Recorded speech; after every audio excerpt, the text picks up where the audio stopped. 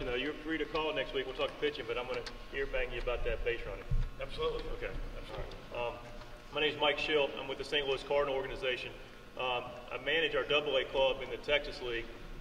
I take a lot of what we talk about hitting from the organization, but I can't say this is the Cardinal way. It's something I've taught in this area. More importantly, specific to the group we're talking about now, it's going to be specific to the age group in which you work with, and I've worked with this age group for the better part of 20 years, so try to give you some information to pass along. First thing, let's talk about hitting. We've got to know that hitting is the most difficult thing to do in all of sports, so appreciate that. Tony La Russa said he learned from his father when he was really young that the harder something is, the simpler you make it. So if we have an understanding this is the hardest thing to do in sports, I know I'm thinking we probably have some golfers out there that may argue differently. Here's how I'll counterbalance that a little bit. Golf, you read the putt right. I know you got all these different variables, that's part of it. And you've made a nice stroke, and you read the putt, you read the green, you got the speed, it's going in, right? Hitting a baseball, you can do everything absolutely perfectly. Time this guy up, be aware of what he's doing, put a good swing on it, hit a missile right at the guy. No reward. So first thing I want to talk about is when that happens, always reach out to that young person and give them some love for putting a good swing on it. Okay? You think that's a very minor thing, but I actually learned that when I got older and realized with a couple of players that just were result-oriented, to Coach Cook's point a little bit earlier, we're going to be process-oriented. Because the game is hard. Again, you can do everything perfectly and not get the result that you want. So make sure you go up to that young person and say, nice swing, good job. Oh, it was? Yeah, don't worry about it. Just keep swinging it. The other thing I know is inherently difficult about hitting, just the beginning premise is we teach other sports, we coach other sports, we follow other sports. So if we teach somebody, specifically to baseball, to catch a ground ball, we're going to teach them to charge it, right? Basketball, let's just give and go, come and get the pass, right? Football, guys in trouble, come back to the ball, right? Hitting, be aggressive, but let the ball come to you. So inherently, it's already, again, a challenge. So if we're aware of these things, it helps us work with these young people. One of the first things I want to talk about is bat selection. And I've heard a lot of different things over the years about how do you pick out a bat. I've heard about stacking it beside you, okay? I've heard about putting it out in front of you, and if your arm doesn't shake for some period of time, that's the right bat for you. I can't follow that logic. I'm going to go with the real simple, actually grab the bat and determine who's swinging who. Okay? If they can take 8 to 10 consistent swings in a row, maybe upwards of 15, because that's really basically what they're going to do in a drill series. As they get young, you know, focus is an issue. Even as they get older, focus can be an issue.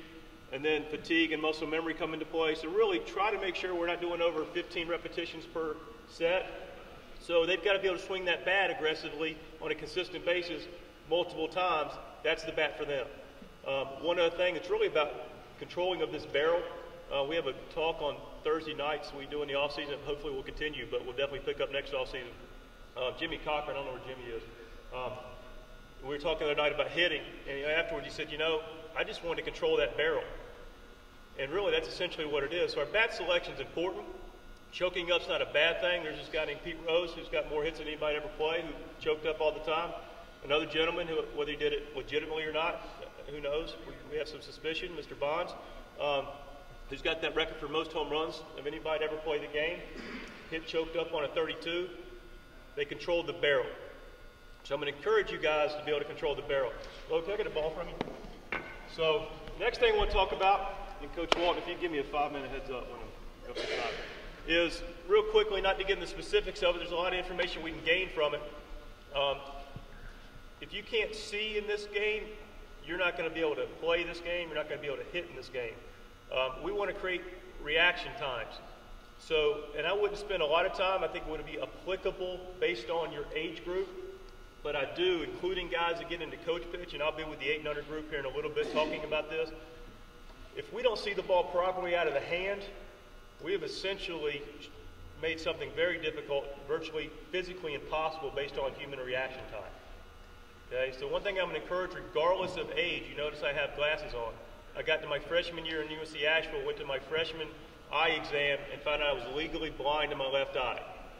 Pretty good junior year, not a real good senior year. And I enjoyed my time at Asheville. I was appreciative they even gave me an opportunity. But that recruiting process stopped almost immediately when I went into my senior year. Calendar was a little different recruiting there. And next thing I know, I couldn't hit the broadside of a barn. And I was pressing. I wasn't pressing, I couldn't see. Okay? So regardless of age, try to get their eyes checked, some basic eye check. If they're real serious, a depth perception check may help as well. But let's talk about this fairly quickly. Get them to understand that everything they do requires a release and contact point. It'll help them defensively, even when they're playing catch. Just to educate you, as they get older, it's something they can hopefully regurgitate because it's a universal information that as you go higher, people will appreciate and understand because based on a slot will be a lot of what the ball determines. So for our literature and consistency, regardless of what county, country we're in, this is an overhand arm slot, a high 3/4 arm slot, a 3/4 arm slot, a low 3/4 arm slot, side arm, and submarine. I was fortunate enough in 2010 to go up with the big league club at the end of our rookie ball season, and I was sitting in our video room, which is about half the size of these bleachers, with 12 big screen TVs in Busch Stadium and this big mainframe computer and about 15 computers lined around the side. And Chad Blair sitting in there, and we were playing the Padres that day, and Matt Holliday comes in, and he goes, "Hey Blair, tell me about this guy we're facing today." They'd never seen him. First big league time we'd seen this guy, and the first thing Blair told him was his arm slot.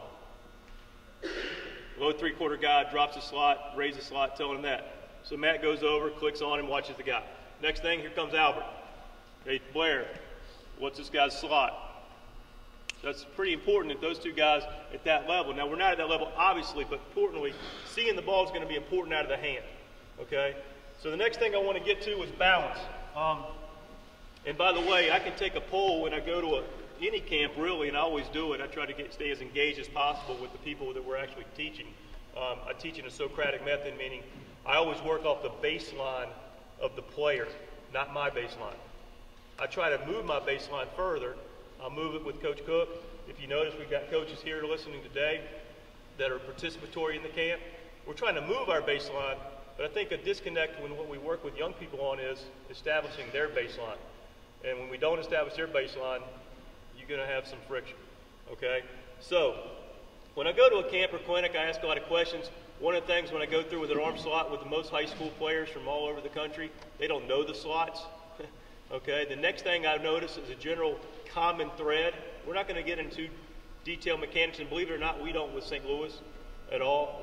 We allow the player to develop within their own biological comfort zone. I would encourage you to allow guys to stay as natural as possible and allow their athleticism to come out. But just some basic things that we talk about that every hitter has. The first one would be balance. Again, speaking about something that's a little different hitting than other things athletically, we all know, or typically know, that in the athletic positions on the balls of our feet. Okay, in theory, I'm in an athletic position. Please don't judge. Okay, I could play linebacker from this position. I'd be undersized, but I would try. But I'd be quicker than Minute, but Minute would be more the defensive line guy. So I could play linebacker. I could guard somebody in basketball. Try not to reach in, cheap foul, overplay the left, make a generalization. But I move from that position. Play shortstop, boom, and I'm in that ready position. I'm on the balls of my feet. But all those activities, I'm about to move, right? Hitting, we want to be balanced. We want to be a strong lower half. Kevin Long with the Yankees says being able to get and stay in your legs, being it's the strongest part of your body. And this is a huge part. Bad selection is a part of it. The lower half's a real issue with our young players. So what I do, regardless of age, I'll ask a young player to get in his stance, and I'll ask him, okay, feel strong. And I'll go up, and I'll grab my finger and lightly go like that. And invariably, a high percentage, if not all the time, that player will go like he's on the waterbed. Hadn't even swung the bat yet, okay? So let's take it one step further. As opposed to being on the balls of our feet, let's get them to understand being on the inside balls of our feet. And one thing I'm going to encourage you to do as you leave today, I'm going to encourage you to try these things yourself. You leave here and you feel them, you try them, because most of us feel things, and that helps us teach things. So when you understand it, you can feel it a little bit, and that might be your learning style, that can help you express it to a younger player. While I'm on that subject, try to reach out to the players that you have. I know you're volunteers, but try to learn what that young man, his style of play, his style of learning. George Kissel was with us 68 years in the Cardinal organization, never received a paycheck from anyone else, was drafted by Branch Rickey or signed by Branch Rickey and passed away unfortunately in 2008. A 7th-generation caretaker of our organization that we still continue on. And George says, you know, everybody's got a lock. You better have a lot of keys to figure out that lock. So you better have the keys because that one, he's got one lock. Okay? So getting back to balance. If we can get on the inside balls of our feet, what's going to happen? We're going to get in our legs a little bit more. We're going to be stronger. And it's going to be even more importantly, and it's going to be most noticeable in guys that aren't as physical. Okay? They're going to be a little more skaters. Okay? So get them in their legs, inside balls of their feet. What naturally is going to happen is their legs are going to come together inherently. But let them go where they go. Don't try to force it. Let them get to wherever they are naturally. So let's talk about a general basic stance. Without the extremes, you're fine. Meaning, if they want to be a little bit further than their shoulder width, great. If they want to be a little bit more narrow, no problem at all. Okay, but try to avoid with a young person extremely closed, extremely spread out. Okay, there's going to be too much movement involved. Exceedingly closed, exceptionally open. I use kind of a half click theory. Okay, if I can get a half a click here with my foot, and I'm more comfortable opening up there, I might be a little, I don't want to pick on it, but you know, I'm a little bull guy. All right, and I have a hard time maybe getting my backside through to look. I'm going to have to probably hit a little more open. All right, some guys feel a little more comfortable closed. It helps them stay on the ball a little bit. But a half a click either way.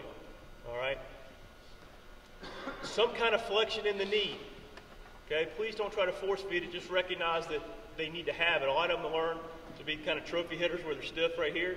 First of all, it creates tension, which is terrible in anything we do athletically. So some kind of flexion in their leg where they're comfortable. All right. Now let's talk about the hand position, the grip. First of all, they need to have the bat in their fingers as much as possible. All right. A lot of them have the bat in their palms. And just the greatest wrist hitter of all time was a guy named Hank Aaron. And if we want to do something, we hit from our elbow to our hand. So Alan may speak to this a little bit, Tyson, with the physical aspects of it. But none of them are old enough to be really lifting a lot of weights or anything crazy like that. But what they can do is squeeze some balls, do some push-ups, do some stuff. They try to encourage them to get from their elbows to their hands. Because the bat's in our hands. All right? If you ever shaken a hitter's hand, not mine, okay, those who can't teach, they really could hit. It's like a vice grip. It is not forced. You're just talking about bam, big, strong paw. All right? So, getting back to Hank Aaron, he grew up delivering ice. 15 pounds of ice, boom, right there here. Here it is. Front foot hitter, big time wrist hitter. So get them strong through here, rice bucket, stuff like that, research it. Try not to do too much of the roll this way with the weights. I know it's a popular one. Puts too much stress on here. How do a young player grow up? You learn. Kid did a lot of that position player. Ended up having Tommy John at Popeye forearms because he knew that was important. Ended up playing professional baseball. Had a Tommy John because of the wrong kind of use with that. It was overused to his, he would admit that himself. Okay, so balance, inside ball of their feet, have some kind of flexion in our legs. Let's have the bat in our fingers somewhere that's comfortable. People will tell you to line up the door knocking knuckles. Please do not make this an absolute. We try to avoid absolutes at all costs, but somewhere within a reason. Now, the younger kid, younger player, he's going to have small hands, so he's going to be a little bit in the palm. So understand as they graduate up that he's going to learn that improper technique just because of his hand size. But he can grow and develop into getting the bat in his fingers. Because I've got that bat in my palm, the longer our barrel stays on the baseball, the harder, the further and straighter the ball is going to go. Okay? Well, if I've got that bat in my palm, I can get to it okay. But when I get in here is when I start to roll. When I get that bat in my fingers, I can stay through that barrel, stay through that ball a long time. Okay? Now, starting point for your hands. You see a lot of stuff. I wouldn't suggest we teach off our major league hitters. I would teach off some principles. Best way I can explain it is tell them, look, pretend like you're sitting there waiting for your mom to put dinner on the dinner table with your elbows. Put the bat in your hand. Have it towards the top of the grip, because if you just tell them to put it on their shoulder, they're going to turn into Cal Ripken when he's in his violin stance days, doing that deal. Okay, remember those days? Then he went to this one. Then he went, okay. All right, so just put on the right here, wherever their grip is, somewhere towards their shoulder, and then when that pitcher's going to start his delivery, we just pick it up. And pretend that, it's goofy, but I would always tell, ask a young guy, hey, you got to, because they squeeze the living heck out of the bat, right? They white knuckle this bat, and tension in general is slow, loose is quick. We want to be loose and fluid. I say, hey, what's your dog's name? Sammy, okay? Pretend like you're, just nice and easy, you're holding Sammy. You don't want to choke Sammy down, do you? Okay? So just be relaxed and loose. Make some metaphor that helps them process that.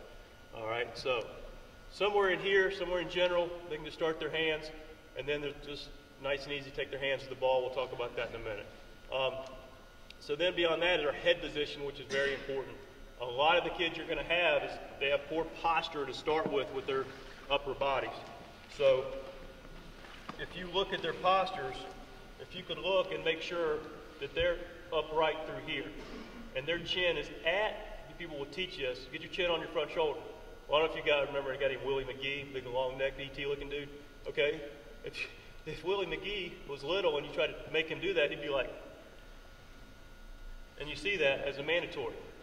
At or above your front shoulder. And again, if that guy has a hard time getting that back eye, which may be his dominant eye, involved, open him up a clip. Open him up a clip. So we start here, good posture, because a lot of the guys, they lean over. All right? They lean over this way, and that creates a lot of problems with their swing and their bat path. So get them in a good posture, feet in the ground, legs under them, somewhat level of balanced position. Start them on their back shoulder, lift it up when the guy's going to start his delivery, and our eyes are level, looking right at that pitcher, trying to pick up that release point. That's basically the starting point. Okay? Any questions real quickly about that? Okay. So that's your basic stance. And what I'm going to encourage you to do, and what we bypass, generally speaking, George is always about checklist. What we're giving you is a checklist. Can Johnny, is he doing this? Is he doing that? Is he doing this? You got to go through that checklist with your team, and I really start with stance, and I encourage you to do it with balance in a group math setting, and then have your volunteers educated. It's really basic stuff. Go around and checklist with the players. All right, the next thing we're going to talk about is the load. First of all, I want to address a term. Coach Brewer, where's Brewer? 10, okay, perfect. Coach Brewer, we were talking that same hitting session the other night, had some terms, and it struck me about my term that kind of bothers me going to any level. But I am like Coach Brewer. When I was in Johnson City managing, we'd have a day game or a day off, and I'd drive by a Little League field. I'd just stop and watch the game. And one of the things that, regardless of level that you hear, including our level, is the term stay back. Stay back. And then I circle back, okay, to ask the players, what does that mean to you? And do you think I get a clear definition? I don't. It means to wait on the ball. Well, how do you do that? Because I'm big into how, okay? George is big, why does it happen? I also like to know how does it happen. No sniff. They understand what you're meaning, okay, but they're not understanding how to execute it. All right, first thing I'm going to say to you is this. I think most of us are aware that we have to have some kind of load to get going, okay? Like Coach Brewer the other day, I liked what he said. If a guy can throw properly and loads properly to throw, he's probably going to load properly to hit. There's a lot of things that resemble each other in the mechanics that we do. So if you start to figure out some of these things, you turn into a guy that can teach throwing, a guy that can teach hitting, a guy that can teach pitching. You turn into a guy that can teach a lot of different things based on some concepts, okay? But it blows me away. Stay back, stay back, stay back. And here's this young person. First of all, he's off balance, which is part of it.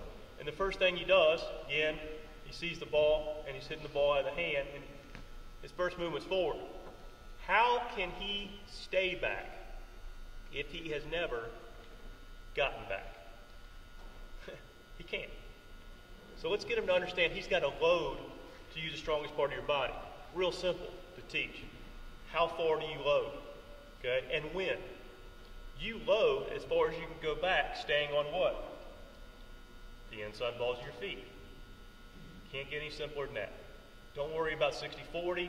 I don't know about anybody else, but I don't have a calibration in my head to tell me I'm 60, 58, 59, 60. Oh, I'm 70. Okay, 68, 69, 70. No, dude. Inside ball of your foot, that's where our center of balance is. Load to stay as far as you can go back within that, and you're golden. Simple as that. Following my man Tony's advice.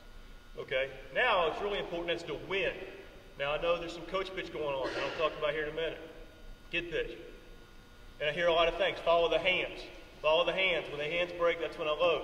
Well, my defense to that is, what if you're facing Tim Linthicum? Breaks his hands back here.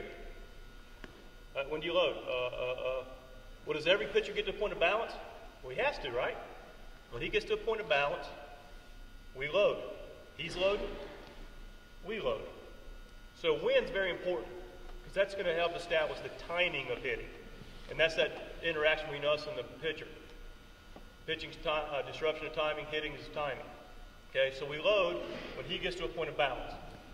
Now, you might want to ask what happens with the hands. In my world, if you want to talk about it, it's just a little C.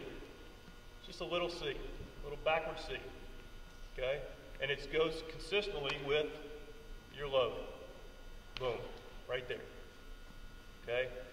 Again, I'm going to have my guys out in front, and I've done this for a long time. Okay?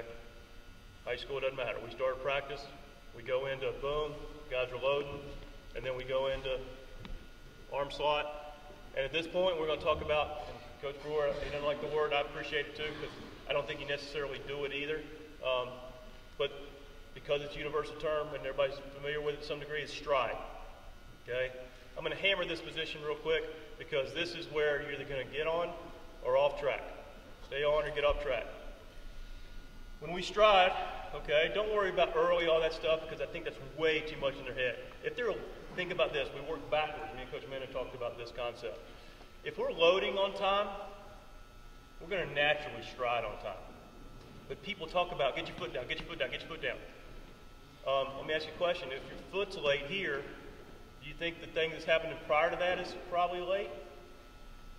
When you analyze a problem, because most of you are really good at analyzing something that's not quite right, go back a step or two. That's your solution. You identify the problem, okay, but go back a step or two to find the solution, okay? Now, so, when they stride, real simple, be quiet with it, be soft with it, and most importantly, be close with it. If at the end of this afternoon, you want to, I've got some pictures on my iPad of proving this point.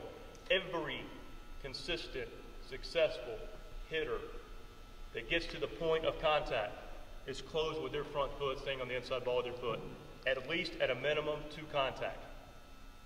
Virtually every hitter, based on they're not loading, based on too heavy a bat, based on a lot of not being balanced, almost every hitter we deal with, the first thing I watch in a hitter, they swing here, comes open. Now, to my point earlier, gets to my point earlier, it's a domino effect. Look backwards, work the trail backwards, you're detectives. This opens, this opens, this opens, this opens, this gets here. Okay, so now you're telling them, dropping your back shoulder, you're pulling your head, you're pulling your hips. You're right. Now it feels like an infomercial. I'm going to turn my back foot to where it's closed. What did it just do? Help my posture. So now I'm going to hit off that front side. I'm going to stay closed. And then naturally, I'm just going to take my hands to the ball. This is probably the most overtaught thing, but thing that happens most naturally in every young person that goes through this learning process of hitting that we screw up. When they naturally pick up a bat, they naturally, if it's the right size for them, they want to go and take the right path. Here's how I know it also works. You ever see them in a pool at the beach and roll up a towel and they go pop their buddy with it? Wow! Okay? Snap! It's the same muscle memory habit. Direct to the ball. Hands to the ball. One thing I'll say, people talk about saying inside the baseball, be careful with this one. Because the pitch middle in, they try to get here and there, and they try to push it. Inside the baseball just means there's a baseball, my hands are inside it. Pop that towel. Just take my hands to the baseball. And the last thing I'll mention, keep your head on what's going on. We don't keep our head in our swing to act like we're going to see contact. Ted Williams said he could. I can't disagree with him. He's the greatest hitter of all time. He also said the number one thing in hitting is getting a good pitch to hit. Back to my Ruiz point, seeing it. All right. Can't argue with Ted. He's in a cryogenics lab, so maybe he's going to come back and we can answer. Okay. I'm looking forward to that. I'm signing up for my spot. So, but we don't keep our head in our swing to see contact. We keep our head in our swing because that keeps us. Our head is really part of our balance, equal and opposite our feet. It's the one part of our body that has a weight that can even, okay? This is the part that gets us out of whack. So our head can stay back when we go swing, and we come back to a center balance. Just keep our head in our swing as long as possible. Get them to think one of two ways. I'm promising you, and this will be my last point. I think we're right 2 minutes, perfect. I can promise you this. They're going to have a thought process with either their foot or their head. Find out which one resonates with your player. They're either going to have a natural feeling of, you know what, I can feel staying closed, which is going to allow their head to stay in, or they're going to feel more comfortable and confident. I can keep my head in, and that's going to keep my lower half under control. Which way's right? Whichever way works for the player. That's what its bottom line gets down to. So I'll wrap it up with this. It's difficult by nature. Basic fundamentals. Be patient with them. Reinforce. Give them confidence. Blow up some smoke even if they just have that much more improvement. That's what we're looking for. And make it fun for them. And get them as many repetitions once they get the basic down as possible. Like Shildt.